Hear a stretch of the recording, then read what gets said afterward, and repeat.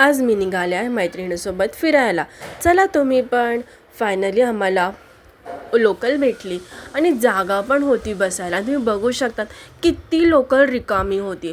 पुढे आम्हाला ऑटोने जावं लागलं आणि फायनली कृष्णा टेम्पल जे खारघरमध्ये आहे.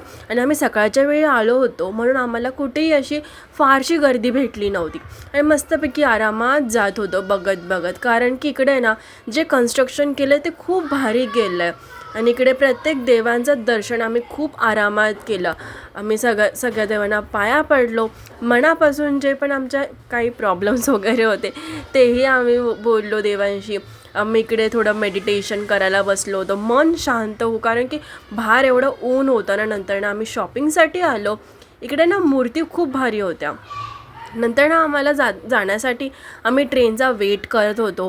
पण ट्रेन बघा आम्हाला फायनली भेटलेली आहे आणि ती पण एवढी स्लो येत होती. म्हटलं अगं ये ग बाबा लवकर. मग ती आली आणि आम्ही बघतो बाबा कोणत्या डब्यात चढायचं. मग आम्ही डब्यात चढलो आणि आम्ही जाताना ना उभ्यानी गेलो.